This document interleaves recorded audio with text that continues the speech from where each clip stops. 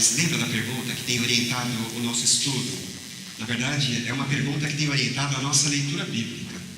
A partir dessa pergunta, a gente vai então para a Bíblia para responder. Lembra? Nós somos uma igreja, e agora? O que fazer? O que fazer porque somos igreja? A gente podia responder essa pergunta de diversas formas. E a gente tem aí quantas igrejas? Que é só olhar e fazer, eles são igrejas? São. Então vamos fazer igual eles fazem. Muito mais, nós somos uma igreja batista. E existe uma forma, já dentro de um padrão, de uma tradição batista. Então é só a gente olhar uma igreja batista e fazer exatamente as mesmas coisas. Ou a gente vai olhar para a televisão e olhar para os pastores da moda, ou as igrejas da moda. São essas igrejas aí igrejas de sucesso, nem moda, é sucesso. Aí vamos aprender com esses líderes de sucesso, essas igrejas que hoje são sucesso, e vamos imitá-los. O que eles fazem? Vamos fazer igual. Aí, quem sabe, a gente também vai ser uma igreja com relativo sucesso aí. Mas não é isso, é lógico. Não é o caminho que a gente vai seguir nunca. Porque a nossa regra de fé e de prática é a Escritura Sagrada. Então, para responder essa pergunta, e agora?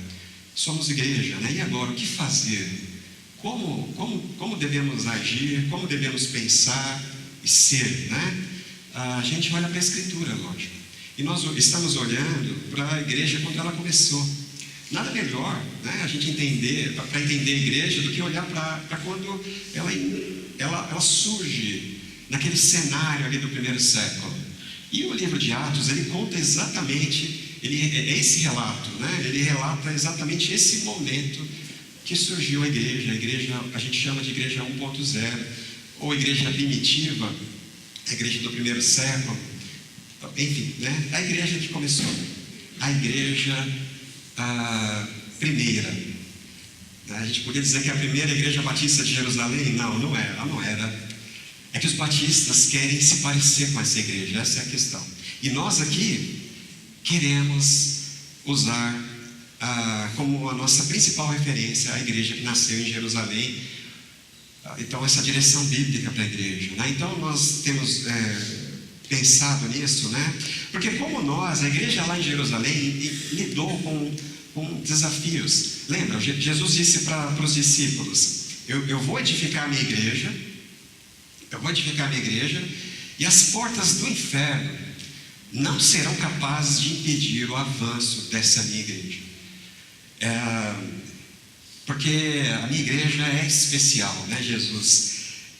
É especial porque ela surge da ação do Espírito Santo, do Deus Filho e do Deus Pai. Ela é divina enquanto uma decisão de Deus de salvar a humanidade, de redimir a humanidade. Então a minha igreja é especial, eu vou edificar a minha igreja. Mas Jesus disse: eu vou edificar a minha igreja sobre... Ele fala, Pedro, porque Pedro fez aquela declaração, tu és Cristo. Então, não é sobre a pessoa de Pedro, como alguns imaginam. É sobre Pedro que crê. E a partir daquele homem que era como eu e como você, ser humano comum, a gente sabe que ele era comum, a gente sabe que Pedro era uma pessoa muito comum, e a Escritura Sagrada deixa claro isso. Aquele homem, Pedro, ele creu em Jesus, e a fé em Jesus mudou tudo. Então, Pedro creu, e Jesus falou: então sobre essa pedra a igreja vai ser edificada. E foi isso que a gente identificou no começo de Atos. Quando Pedro se levanta, ele faz aquele primeiro sermão e tem aquela grande multidão, da noite para o dia, uma pequena comunidade de pouco mais de 100 pessoas, passou a ser algo em torno de 5.000 pessoas. Da noite para o dia. E os discípulos, que agora apóstolos, olhavam para pastores daquela multidão, eles olharam para a multidão e eles fizeram essa pergunta: e agora? Nós somos a igreja do Senhor, a igreja que o Senhor está edificando, construindo. Essa igreja, o que fazer e como ser, como agir, como cultuar, foram essas perguntas que eles foram respondendo ao longo do tempo ali no primeiro século. E a gente tem observado, hoje é o último dia que a gente fala sobre isso, né?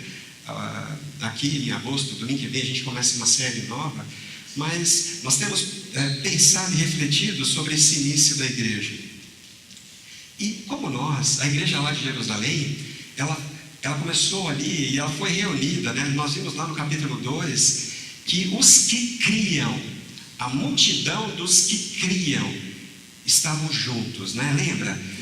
Uma coisa que a gente aprendeu, que a igreja precisa saber, nós precisamos entender o valor da comunhão. Eles estavam reunidos, os que criam estavam reunidos em torno do estudo da palavra de Deus, ou da doutrina dos apóstolos, do ensino dos apóstolos, estavam reunidos em torno da comunhão. Como é importante, e como a gente dá valor para a comunhão, de você entender o valor que há em se reunir, estarmos juntos, fazemos parte, sermos membros do corpo. Eles estavam em torno da ceia do Senhor e das orações.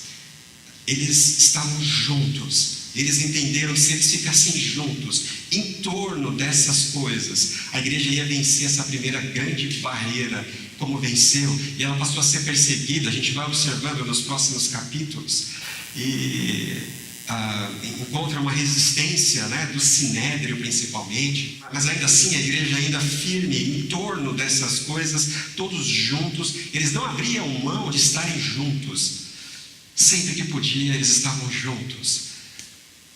E eles estudavam a palavra de Deus, e eles oravam juntos, e eles participavam da mesa do Senhor, e sempre em comunhão. Era uma grande prioridade, eles priorizaram, a gente já viu como isso aconteceu. Mas logo em seguida vem o diabo, e ele vem para atacar a igreja. Ele usa um casal dentro da igreja. A gente falou isso no último domingo que nós conversamos sobre o assunto.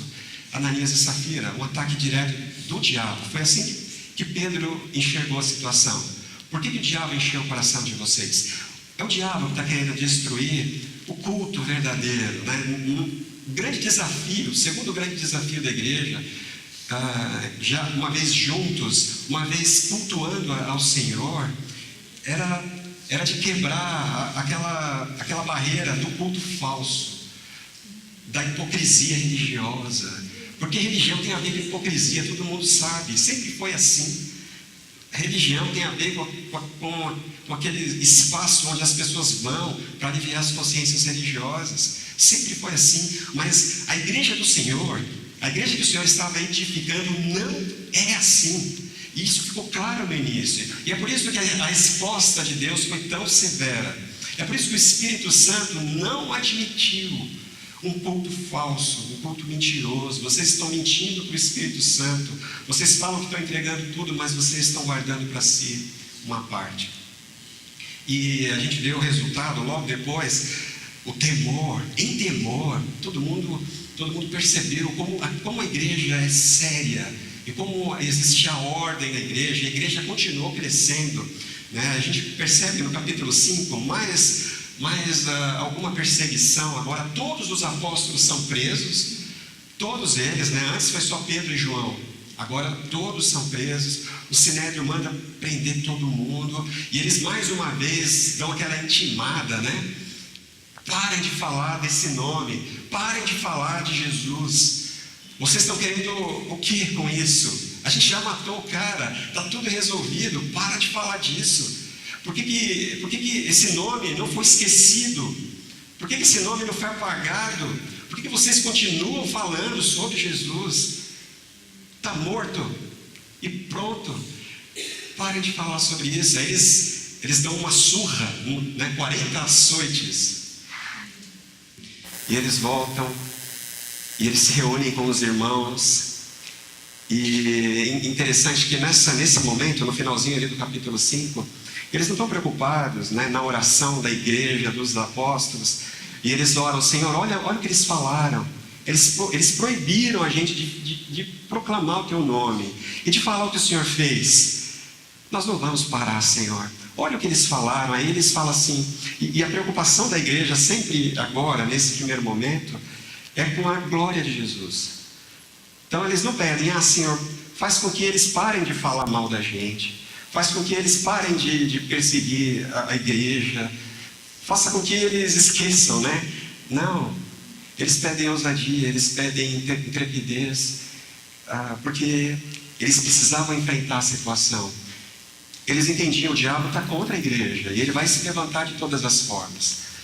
Senhor, sustenta a tua igreja. Essa é a oração dos apóstolos, né? Muito bonito. E aí, quando a gente entra aqui no capítulo 6, e nós vamos abordar essa situação hoje, existe aqui um outro grande desafio da igreja, algo assim a ser superado. Lucas descreve assim no capítulo 6: naqueles dias, crescendo o número de discípulos. Gente, crescendo o número de discípulos. Depois de tantos desafios, todos superados, a igreja continuava avançando. E as portas do inferno não eram fortes o bastante para deter esse avanço da igreja. E naqueles dias, crescendo o número de discípulos, os judeus de fala grega, entre os discípulos, dentro da igreja, os judeus de fala grega queixaram-se dos judeus de fala hebraica, porque suas viúvas estavam sendo esquecidas na distribuição diária de alimento. Por isso os 12 reuniram todos os discípulos e disseram: não é certo negligenciarmos o ministério da palavra de Deus a fim de servir às mesas. Irmãos, escolham entre vocês 7 homens de bom testemunho, cheios do Espírito Santo e de sabedoria. Passaremos a eles essa tarefa e nós nos dedicaremos à oração e ao ministério da palavra. Tal proposta agradou a todos. Então escolheram Estevão, homem cheio de fé e do Espírito Santo, e além de Filipe, Prócomo, Nicanor, Tímon, Pármenas, Nicolau. Nicolau era um convertido ao judaísmo, prosélito, proveniente lá de Antioquia. Apresentaram esses homens aos apóstolos, os quais oraram e lhes impuseram as mãos. Assim, a palavra de Deus se espalhava. Crescia rapidamente o número de discípulos em Jerusalém. Também o grande número de sacerdotes obedecia à fé. Senhor, essa é a tua palavra, Senhor. Nós estamos diante dela. Continua falando conosco, ó Deus. No nome de Jesus. Irmãos, a igreja que a cada capítulo, né, Lucas vai deixando claro esse movimento, que a igreja vai aumentando e vai crescendo. E os apóstolos, né, antes, há poucos dias, né, tão pouco tempo atrás, eles eram só aquele bando de pessoas que davam trabalho para Jesus. E Jesus tinha que ficar levando-os daqui para lá, de lá para cá e corrigindo.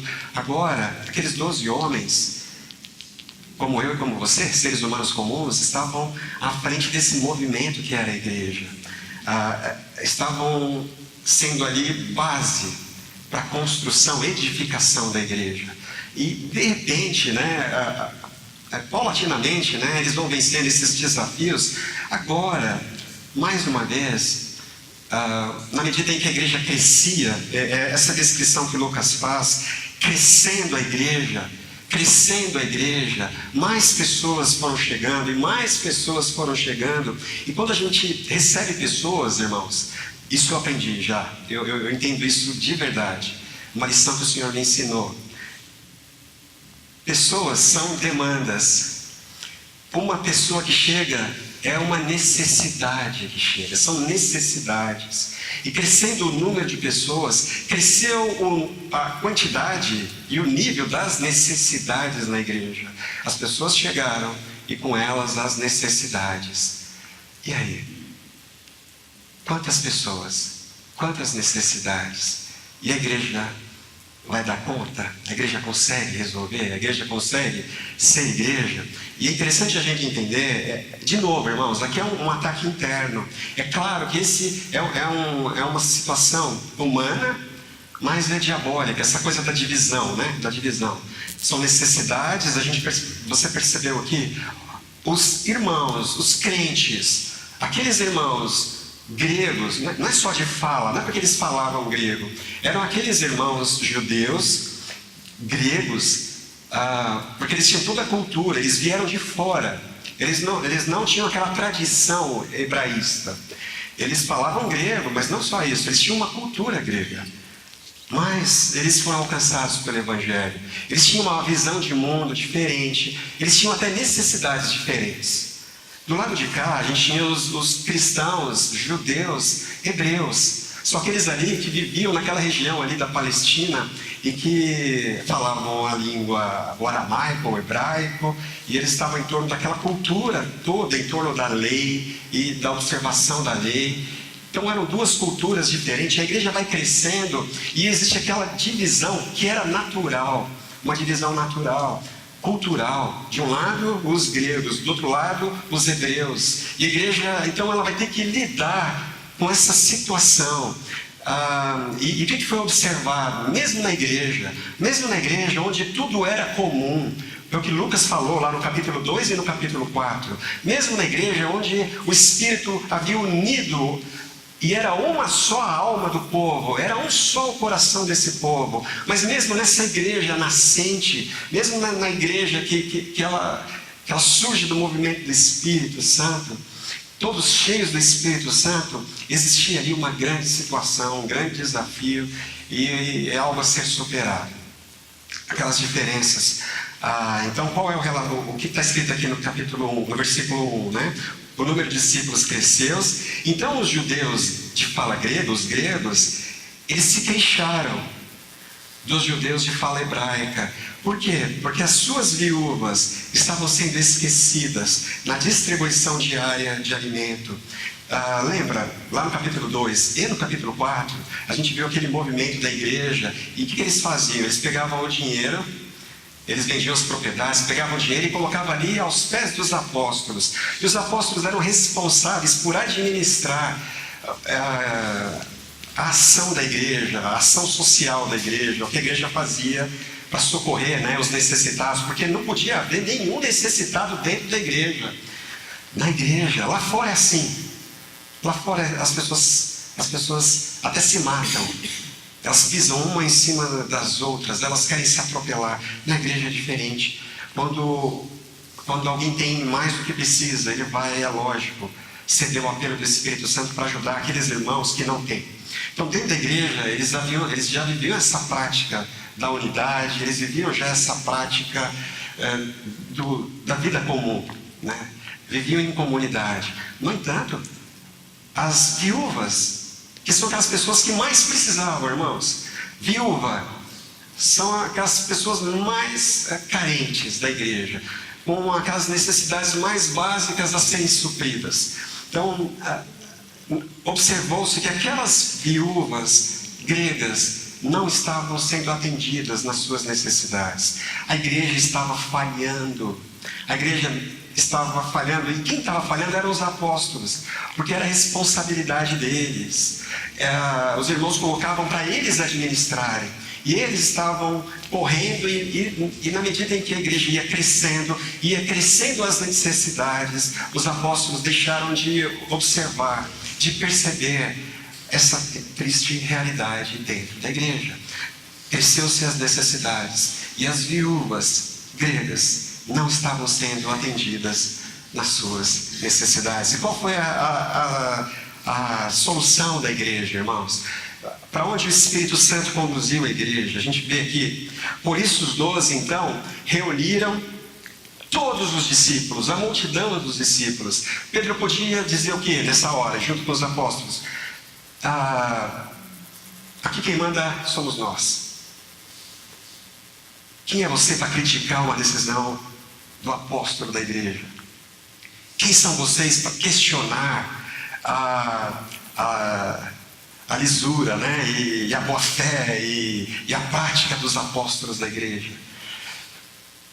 Nessa hora, os apóstolos, né, e com Pedro, eles não fazem isso. Eles podiam dizer assim: agora a gente vai decidir, que é a gente que decide tudo. Não. Nesse momento, o que Pedro faz? Ele chama toda a congregação, toda a comunidade dos irmãos, a multidão dos irmãos, e eles trazem esses irmãos, eles reúnem esses irmãos para dividir o problema, para dividir a situação. Por isso os 12 reuniram todos os discípulos. Aí eles explicam: olha, gente, não é certo negligenciarmos o ministério da palavra de Deus, a fim de servir às mesas. A gente não tem muito tempo aqui para falar dos termos, mas é aqui que a gente vai perceber 2 vezes a expressão diaconia. Tem muita gente que justifica aqui o início dos diáconos, né, o ofício dos diáconos na igreja, mas não é isso que a gente enxerga aqui. Em momento algum a gente percebe aqui Lucas se dirigindo a alguém como diácono.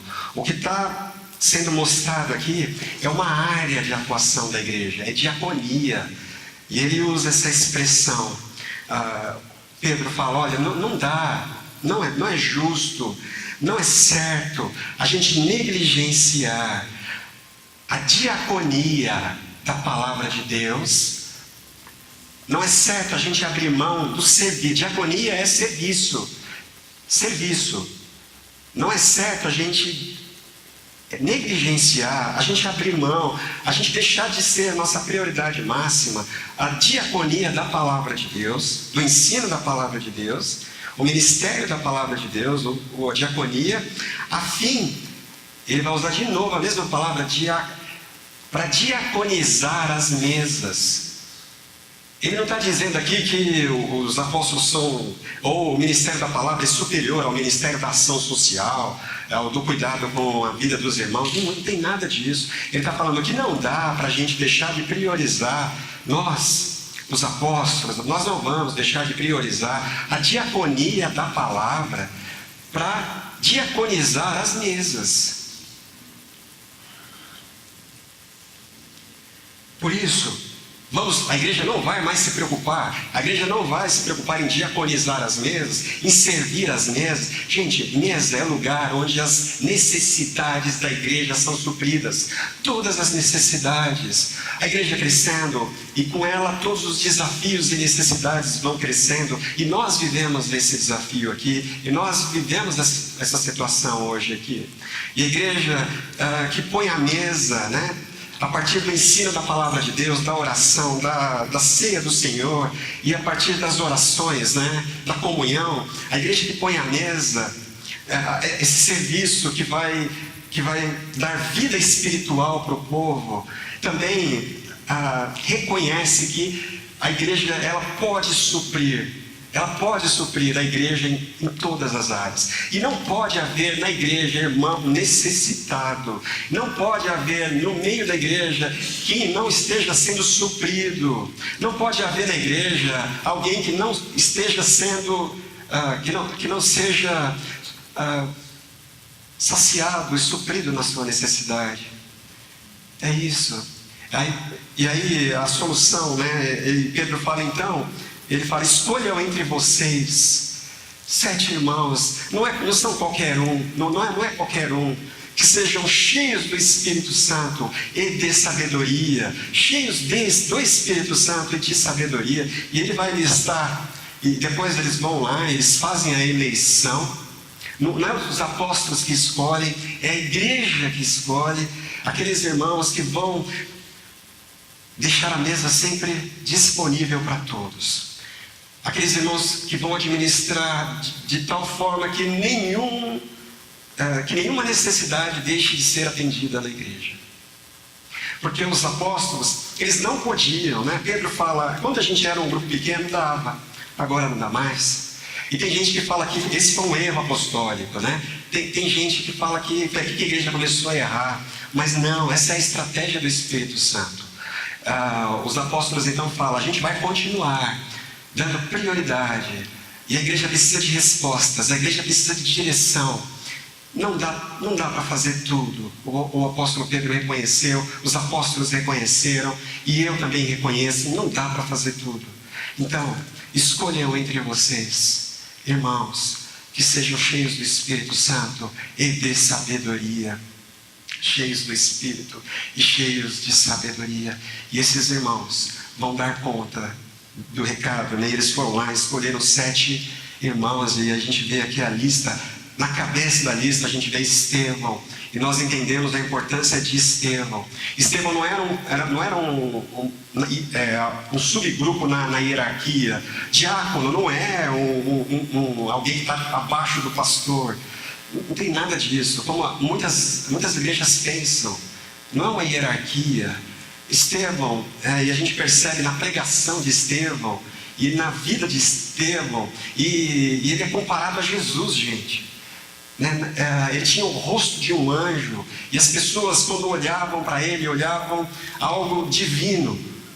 Ele era alguém muito especial, alguém que com certeza amava a palavra de Deus, e estudava a palavra de Deus, e ensinava a palavra de Deus. Mas ele agora, junto com outros irmãos, estariam atentos também para a mesa, enquanto os apóstolos exclusivamente iam se dedicar ao estudo da palavra de Deus e à oração. Não é estudo, é estudo e oração. Estudo e oração. É um trabalho integral. E na medida que a igreja cresce, a necessidade aumenta. Os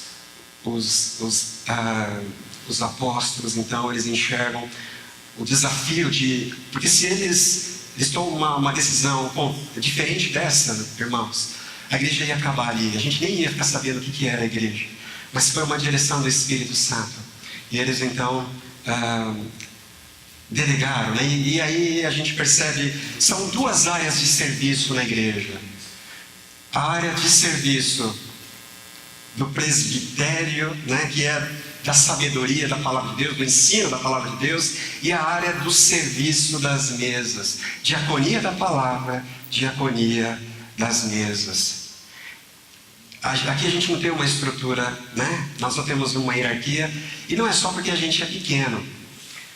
Como a igreja de Jerusalém também era pequena, e de repente ela se tornou grande, e ela não precisou de uma hierarquia. O que aconteceu aqui foi uma divisão de 2 áreas de serviço. E entre nós a gente vai identificar aqueles que vão se dedicar mais exclusivamente à diaconia da palavra de Deus. Vão diaconizar a vida dos irmãos com o ensino da palavra de Deus e com a oração. E aqui entre nós existem irmãos também que não são menores, que vão se dedicar a diaconizar a mesa da igreja, a mesa da graça de Deus, e vão administrar os recursos para que ninguém seja despedido sem ser atendido nas suas necessidades. A igreja é o lugar, o corpo de Cristo é o lugar da abundância de vida. Esse é o nosso desafio, irmãos. A gente termina essa série assim. Eu queria chamar vocês, e é importante que hoje a gente esteja aqui em torno da mesa do Senhor. O resultado, né, no versículo 7, a gente vê aqui, a palavra de Deus crescia. Olha o resultado. Houve uma divisão, houve um problema, não uma divisão por trigo, é que no final acaba dando nisso, mas houve uma situação. Os apóstolos estavam negligenciando as viúvas, porque eles estavam sem tempo de observar a situação, e de repente a igreja toma essa decisão. De um lado a diaconia das mesas, do outro lado a diaconia da palavra. E aí, irmãos, a palavra de Deus se espalhava. Não é só a igreja. O que se espalhava na vida da igreja era a palavra de Deus. Era um povo que sabia o que era viver. Era um povo que sabia que era vida, quem era Deus. Pessoas com sabedoria. A palavra Sofia, né? Eu gosto da palavra Sofia. Por que será, né? Mas é sabedoria prática. É sabedoria, é gente que sabe o que fazer quando a vida apresenta uma situação complicada. É gente que sabe o que o outro deve fazer. Então as pessoas recorrem a ele, falam: olha, eu estou perdido, eu não sei o que fazer. Eu vejo você dirigindo a sua vida, você é uma pessoa que sempre acerta, me ajuda. É isso. Era uma igreja de pessoas que confiavam na palavra de Deus, que sabiam, que estudavam, que eram conhecedores da palavra. Assim, a palavra de Deus se espalhava, no versículo 7, e crescia rapidamente o número de discípulos em Jerusalém. Também, um grande número de sacerdotes obedecia a fé, obediência e o crescimento em torno da palavra de Deus. Esse é o caminho, irmãos. Essa é uma proposta da igreja, uma proposta bíblica para a nossa igreja, e nós vamos seguir assim. E eu acredito que Deus vai nos ajudando, né, na medida em que os desafios vão surgindo e a gente vai se organizando, sempre com decência e com ordem, né? O desafio da igreja. Somos igreja, sim. E agora? Agora, a gente sabe que aqui ninguém faz tudo, né? O pastor não faz tudo, ele não sabe tudo, não sabe tudo, né? O pastor não vai ficar mandando em tudo e fazendo tudo, ele não pode. E os presbíteros, né? O presbitério, são aqueles irmãos que conhecem a palavra, que ensinam a palavra, também não são os donos da igreja, eles não são os donos da verdade, porque existem muitas necessidades da igreja e a igreja precisa supri-las todas. Ela precisa ser essa igreja completa, né? Integral, que cresce de forma integral. É por isso que a igreja em Jerusalém crescia assim, de forma integral. E hoje nós estamos aqui em torno da mesa do Senhor. E é uma ocasião também boa, porque talvez você tenha vindo de uma outra igreja, em outras igrejas, em muitas igrejas. O momento da ceia é o momento dos diáconos virem até a frente, né? Quem lembra? Eu lembro, né? Era o momento que os diáconos vinham para frente e cada um pegava uma bandejinha. Diácono é dose, né? Diácono, eles servem para isso. Eles pegam aqui os elementos e eles vão para ver se você pode ou não tomar ceia. Ele olha para a sua cara, você pode, aí você fica até intimidado. Não, acho que eu não vou tomar hoje não. Você faz assim, não, eu vou porque o papel do diácono em muitas igrejas é esse mesmo. É oferecer a bandeja, mas nem tanto. Será que você pode tomar, né, ou não? Daí eu lembro de tentar e não consegui. Quando adolescente eu tentei e eu falei, não vou pegar esse negócio não dá não. Mas aqui a gente faz um pouquinho diferente. Aqui não é o diácono que vai servir, né? A mesa está estendida e você se levanta e você vem. Essa caminhada também não é uma caminhada simples, que você faz, aqui é oba-oba, né? Todo mundo pode. Não. Quando você se levanta, você só se levanta dessa cadeira se você crê em Jesus. Porque se você não crê em quem Jesus é e no que Ele fez para você especificamente, então não vem não. Então é você que se levanta e você vem na direção da mesa do Senhor. Porque o Senhor Jesus, na noite em que Ele foi traído, e abandonado por todos, esse é o contexto da noite em que o Senhor partiu o pão e tomou o cálice.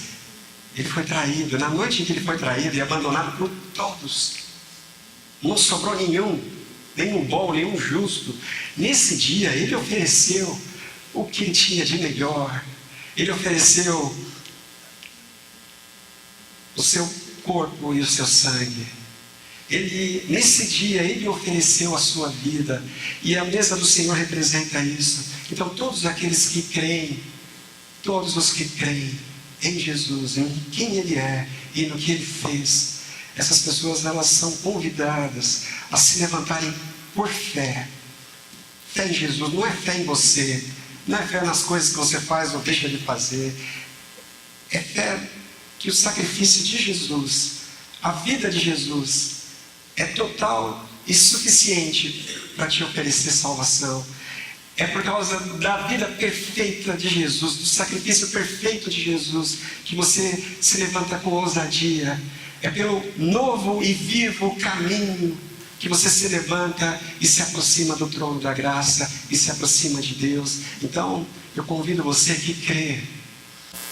Na noite em que Ele foi traído, Ele partiu o pão e Ele disse: esse é o meu corpo, partido em favor de vocês. Façam isso em memória de mim. Faça isso olhando para mim. quem sou eu e o que eu fiz para você. Então, se você crê em Jesus, eu vou convidar você a fazer parte desse momento que para nós é tão importante. Porque a igreja que nasce, e a igreja que surge, ela surge em torno dessa mesa. E para nós essa mesa ela é muito importante. Porque essa mesa prega, essa mesa anuncia Jesus até que Ele volte. Porque Ele vai voltar. Ele vai voltar. Então, continue fazendo isso. Façam isso em memória de mim. E eu vou voltar. Até que eu volte. Até que eu volte. Eu convido você. Você que crê, vem aqui. Levante-se. Pegue um pedaço de pão. Pega um cálice. Volta para o seu lugar. A gente vai comer e beber juntos. Venham todos os que creem. Se você não crê, não vem não. Se você não sabe quem é Jesus, se você não sabe o que Ele fez por você, então não venha.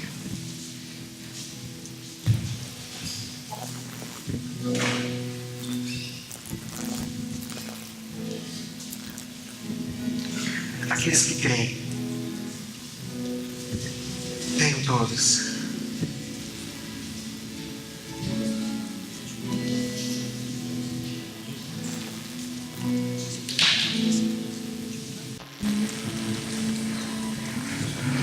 Glória a Deus, glória ao Senhor Jesus. O Senhor Jesus colocou à mesa a vida dele. Essa é a mesa da salvação. Essa é a mesa da graça de Deus. Aí você pensa assim, mas eu estou cheio de pecado. Como é que eu faço?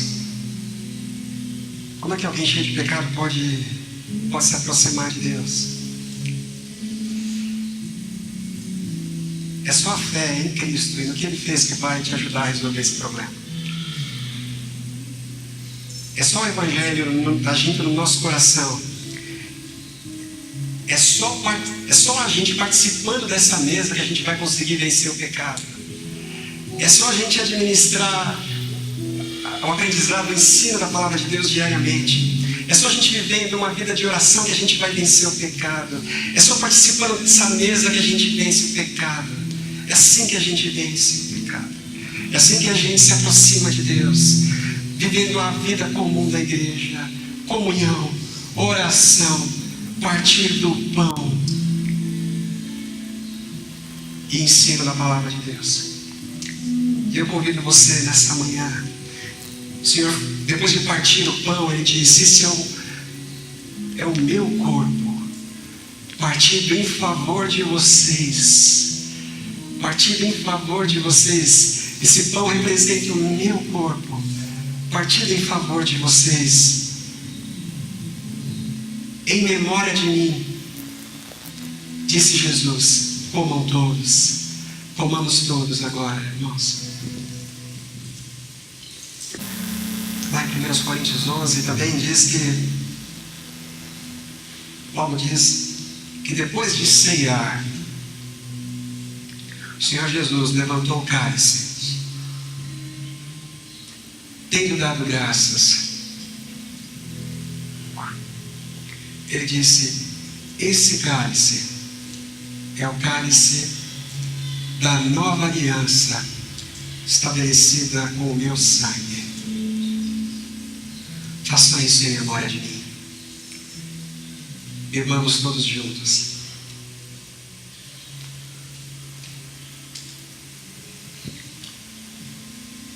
Glória a Deus. Senhor, nós te damos graças, meu Deus. Nós te louvamos nessa manhã, Pai. Porque nós somos uma igreja de pessoas salvas. Fomos salvos, ó Deus, não por nós mesmos. Não é a nossa justiça própria. A gente não faz isso, Senhor, porque nós nos conhecemos. Mas nós aqui, Pai, nos vemos salvos, santificados, ó Deus. Vivificados, ó Pai, em Cristo Jesus. E nós te louvamos nessa manhã por essa mesa, ó Pai. Senhor Jesus, na noite em que Ele foi traído, Ele ofereceu essa mesa a nós. E hoje nós participamos dessa mesa com alegria. Louvado seja o teu nome, ó Deus, Pai, Filho, Espírito Santo. Nós te louvamos pela tua obra e eu quero te agradecer, porque o Senhor tem trabalhado em todas essas pessoas aqui, em cada uma dessas pessoas. E agora eu clamo a Ti, que o Senhor estenda a sua mão, que o Teu Espírito esteja ministrando em cada coração, cada um que participou desse momento, ó Deus, que seja tocado intimamente por Ti. No nome poderoso de Jesus, é que nós oramos, é o que eu clamo aqui, Pai. Que saiamos daqui, Senhor, transformados pela comunhão, pelo estudo da palavra do Senhor, pelo partir do pão, ó Deus, e pelas orações. E que o Senhor continue acrescentando, ó Deus, no nosso meio, vai trazendo as pessoas, ó Pai, que precisam ser alcançadas pela Tua graça, pessoas que precisam ser salvas, ó Deus, da morte e do pecado. Reúne a Tua igreja, Pai, e que ela continue, Pai, Te glorificando hoje e sempre. No nome de Jesus. Amém. E amém. Cadê a listinha? Queria agradecer a você que esteve aqui hoje. Você podia estar em outro lugar, fazendo outra coisa, mas você hoje veio adorar ao nosso Senhor Deus Todo-Poderoso, ao Senhor Jesus, nosso Salvador, ao Espírito Santo, o nosso Consolador. Queria agradecer a presença da Karina, ali a Karina, Alexandre, são casal, né? Ok. A Elaine, ali atrás. A Elaine é a irmã do Marcela. A Ainá é a sobrinha do Marcelo. Ana Maria, a mãe do Marcelo. A gente tem Cristiane. Muito obrigado, Cristiane. Obrigado, porque vocês estão aqui hoje com a gente. Tem mais alguém?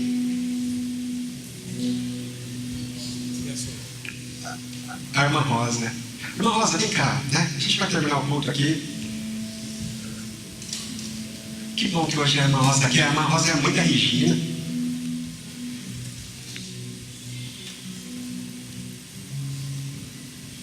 Que bom que você está aqui com a gente hoje. Vocês sabem, né, gente? A gente está em luta, numa luta grande aí, em oração, junto com a irmã Rosa, junto com a Regina, com a Mary, pela família, pelas 4 meninas que a gente ama. Nós estamos juntos em oração. Amém, amém. Nós amamos vocês e nós vamos seguir orando. A gente não desiste dessa oração, incansavelmente. Que bom você estar aqui com a gente, irmã Rosa, hoje. Glória a Deus. Muito obrigado por você ter vindo hoje. Que a graça do Senhor Jesus, que o amor de Deus, do Pai, que a comunhão, que a consolação do Espírito Santo seja com você todos os dias dessa semana. Vai em paz, meu irmão. Vai em paz. Antes de ir embora, dá um abração em todo mundo que você vê pela frente aí.